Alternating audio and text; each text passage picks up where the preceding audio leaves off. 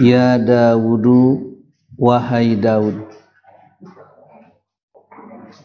inna ja'alnaka, sesungguhnya kami menjadikan engkau khalifatan, khalifah fil ardi, di bumi ini. Fahkum bainan nasi bil haqq, maka tetapkanlah keputusan antara manusia dengan benar. Wala tattabi'il hawa, janganlah engkau ikuti hawa nafsu. Fayudillaka an sabilillah, karena hawa nafsu itu akan menyesatkan engkau dari jalan Allah. Innalladzina yadilluna an sabilillah, sesungguhnya orang-orang yang sesat dari jalan Allah, lahum adzabun syadidun, bagi mereka itu siksa yang amat keras. Bima nasu, dengan sebab mereka melupakan yaumal hisab, terhadap hari perhitungan.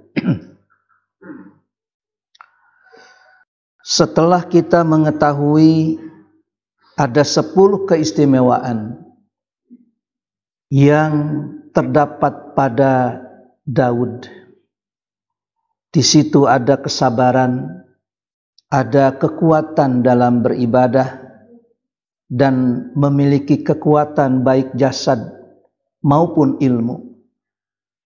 Dan juga ia mempunyai kekuatan-kekuatan lainnya. Maka ternyata pada ayat ini Allah sudah menyatakan bahwa Daud itu dicanangkan atau dijadikan sebagai khalifah. Kandidat khalifah ini dipersiapkan sedemikian rupa. Khalifah ini dalam bahasa kita itu bisa menjadi pemimpin, khalifah itu pengganti. Mengapa Abu Bakar Siddiq itu disebut khalifah? Karena Abu Bakar Siddiq itu pengganti. Khalifatu Rasulillah, yaitu pengganti Rasulullah. Sayyidina Umar penggantinya Abu Bakar, yaitu pengganti Rasulullah. Makanya disebutnya itu khalifati Rasulillah.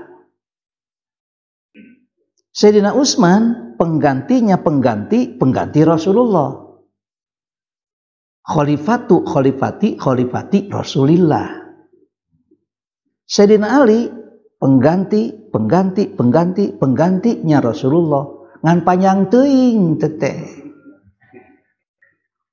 Oleh karena itu Abu Bakar itu dikenal khalifah, tapi Umar itu dikenalnya Amirul Mukminin.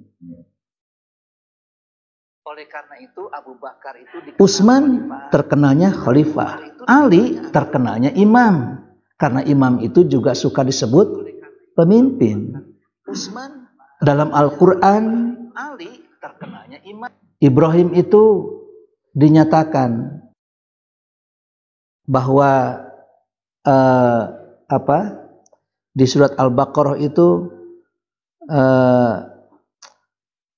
wa idh ibtala Ibrahim rabbuhu bi kalimatin fa atammahun qalu inni ja'iluka linnasi imama. Sesungguhnya kami menjadikan engkau itu sebagai imam. Qala wa min dzurriyyati qala la yanalu ahdiz zalimin. Imam, khalifah, sultan itu adalah sebutan untuk para pemimpin. Amir, imam, khalifah, sultan. Sultan itu lebih kepada kekuasaan. Pemimpin itu lebih kepada pelayanan. Amir itu lebih kepada mengurus, merawat, memelihara, menyelesaikan urusan. Dan ada lagi imam. Imam itu adalah orang yang diikuti. Jika pemimpin itu rek diturut, rek diikuti, naon turuteunana.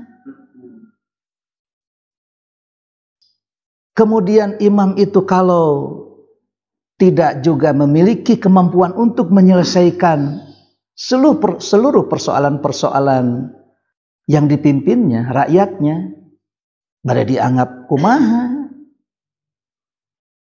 Kalau juga dia itu khalifah, pengganti, ternyata sulit untuk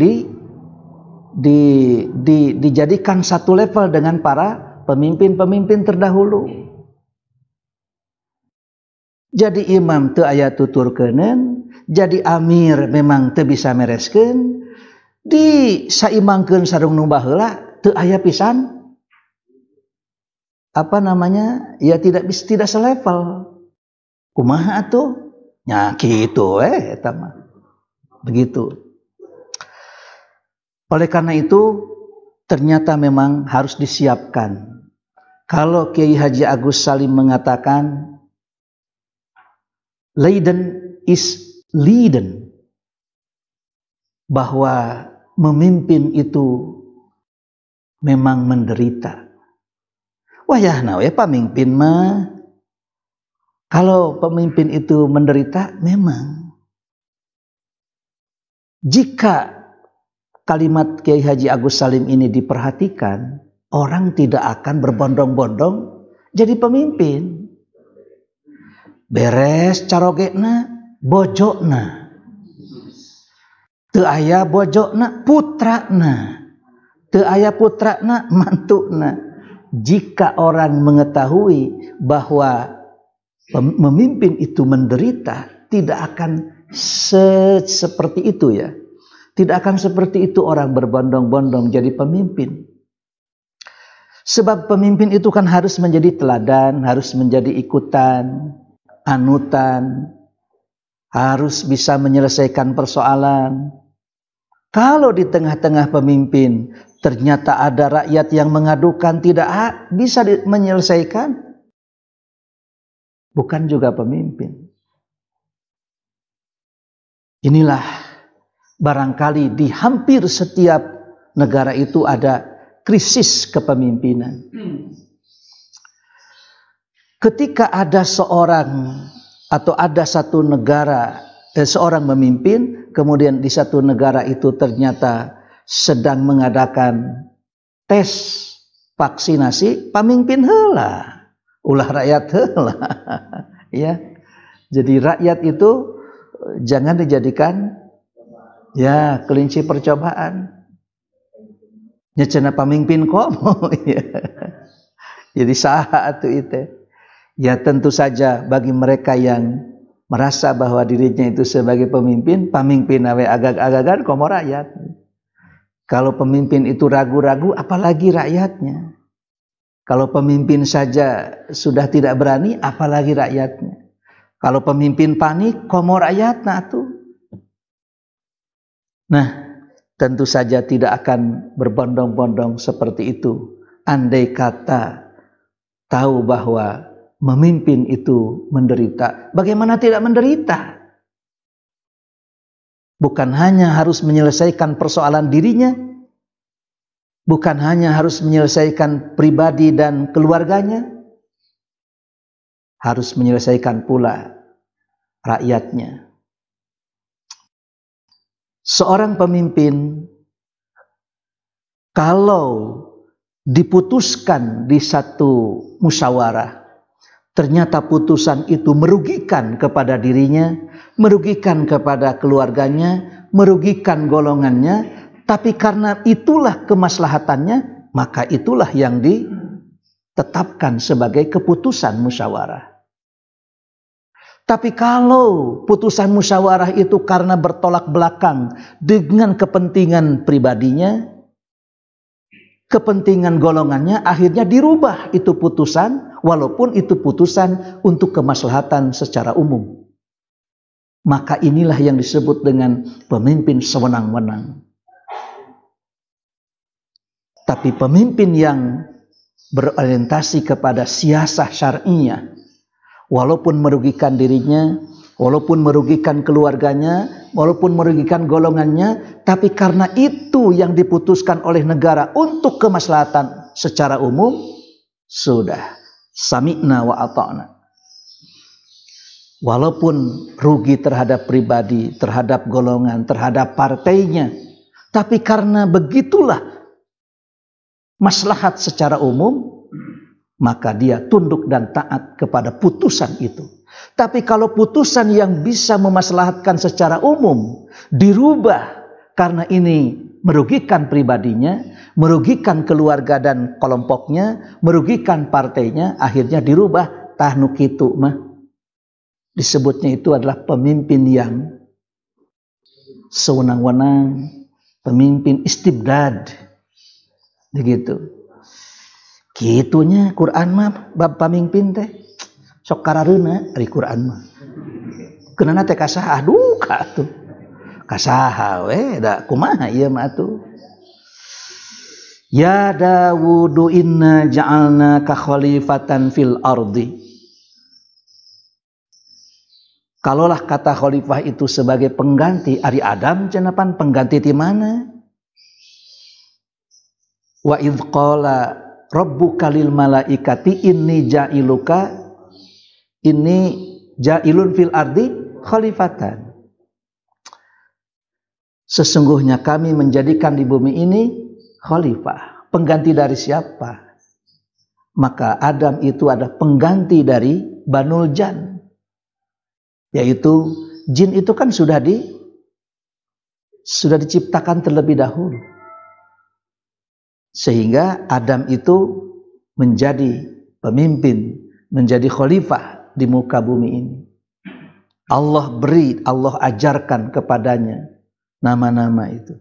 Sehingga malaikat pun minta agar nama-nama itu diajarkan kepadanya. Ya Dawud, wahai Daud, inna ja'alnaka khalifatan fil ardi. Daud ini kan dikenal di Bani Israel ini. Sehingga Daud itu sampai ke orang barat, namanya itu jadi David ya. Daud saja di Quran. Tuh di Eropa mah David ya. Sulaiman, Daud ini kan punya putra Sulaiman. Solomon ya. Ada King David, ada King Solomon. Nih kuburan Raja Daud, kuburan Raja Sulaiman. Ya Dawudu inna ja'alnaka fil ardi khalifatan fil ardi. Arinu dina surat Al-Baqarah wa idz qala rabbuka lil malaikati inni ja'ilun fil ardi khalifatan. Fil ardinya didahulukan. Kalau ini ja'alnaka khalifatan fil ardi. Jadi ada pemimpin yang ditunjuk, ada pemimpin yang dipilih. Cuma yang dipilih ini ya berdasarkan kesepakatan. Bagaimana cara menyepakatinya? Ya dengan cara dicoblos, dengan cara dicontreng. Cuma dicontreng ku nu lulusan SD, sareng dicontreng ku lulusan S3, ku profesor, ku doktor, itu sama. Kalau lulusan doktoralnya itu ternyata ada 10, lulusan SD-nya ada 50. Siapa yang menang? Ya, anu dipilih ku lulusan SD. Ini ulamanya ada 50. Tapi yang tidak menjadi ulamanya atau katakanlah lulusan ibtidaiyahnya hanya ada lebih dari ulamanya, lebih dari gurunya. Maka tentu saja yang dipilih itu adalah pilihan mereka yang terbanyak. Itulah yang disebut dengan demokrasi. Ad-demokrati dalam bahasa Arabnya, demokrati. Demokrasi. Kalau kata siapa itu, pemimpin Libya itu dulu yang meninggal, ya, Muammar Gaddafi itu, ad-demokrasi, demokrasi daimun alal kursi. Artinya selamanya ingin berada di atas kursi kepemimpinan, kursi kepresidenan.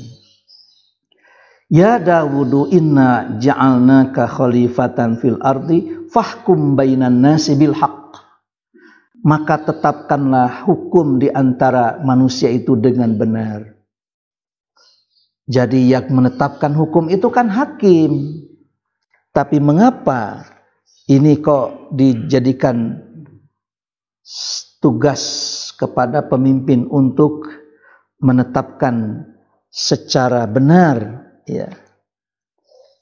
Memang Daud ini memiliki kemampuan yang tentu saja dalam sebuah keterangan waktu yang dijadikan atau digunakan oleh Nabi Daud itu dalam 1 minggu itu dibagi 3. Sepertiganya itu lisyu'unil mulki, yaitu untuk mengurus kerajaannya. Sepertiganya lagi lil qada'i bainan nas, untuk menetapkan hukum di antara manusia, rakyat-rakyat yang ada konflik-konflik, coba. Maka sepertiganya dipakai untuk itu. Wasulusun akhar lil khulwah wal ibadah. Sepertiganya lagi dipakai untuk berkhulwat, beribadah, dan membaca kitab Zabur, ya, di mihrab. Itulah pengaturan Nabi Daud. Pengaturan waktu setiap minggu itu dibagi 3. Sepertiga untuk syu'unil mulki, sepertiga lagi lil qada'i bainan nas, dan sepertiga lagi lil khulwati wal ibadah wat tilawah al jabur, ya, fil mihrab, di mihrab. Jadi dibagi 3. Sehingga di sini fahkum bainan nasi bil haqq, maka tetapkanlah hukum di antara manusia itu dengan benar. Makanya hakim itu ada 3. Dari 3 hakim yang masuk surga itu cuma 1. 2 itu masuk neraka. Yang mana hakim yang masuk surga itu? Yang hakim yang masuk surga itu adalah hakim yang dia itu mengetahui benar dan menghukumi dengan benar tersebut. Dia mengetahui hak lalu dia hukumi dengan hak tersebut. Itulah hakim yang akan masuk surga. Ada hakim yang mengetahui benar, mengetahui hak, tapi ia menetapkan hukum tidak dengan cara yang hak. Tidak membela benar, tapi membela yang bayar. Begitu. Kalau dia tetapkan sesuai dengan benar, aduh kumaha iya bayaran. Tidak keterima. Begitu. Kemudian ada juga hakim yang tidak mengetahui hak, lalu dia menetapkan dengan kebodohannya. Dia menetapkan hukum dengan kejahilannya, dengan kebodohannya. Begitu. Itulah hakim itu. Jadi hakim tina tilu teh saurang, tina 300 100 nya. Jadi seperti itulah. Fahkum bainan nasi bil haqq wala tattabi'il hawa. Nah ini, janganlah kamu mengikuti yang bayar. Sebab mengikuti yang bayar itu fayudillaka an sabilillah, bisa menyesatkan engkau dari jalan Allah. Mestinya itu mengikuti yang benar, mengikuti hak. Fahkum bainan nasi bil haqq wala tattabi'il hawa fayudillaka an sabilillah. Oleh karena itu pantas Nabi pernah bercerita Dulu di zaman Bani Israel ada orang punya sebidang tanah, ingin dia jual. Kemudian dikasih saja plang, tanah ini akan dijual. Datanglah pembeli, terjadi transaksi, kemudian pindahlah pemilikan. Sekarang ini sudah bukan lagi kepunyaan si A, tapi sudah kepunyaan si B. Lalu oleh si B ini digali. Begitu digali, keluarlah batangan emas. Karena keluar batangan emas, maka emas batangan ini diamankan. Setelah itu diserahkan ke penjual yang menjual tanah tersebut. Punten we cenah Pak, ieu watangan emas teh nyangakeun kumaha? Ngan usaha kitu ieu teh kagungan Bapa. Da abdi rumaos meser eta tanah, teu rumaos meser watangan emas. Tak ieu watangan emas teh aya di tanah Bapa. Mangga we nyangakeun, abdi mah teu pisan-pisan ngapimili. Sigana lamun aya jalmi nu model kieu zaman kiwari dianggap sedeng. Teu nyaho diuntung, eta mah hak di dinya atuh.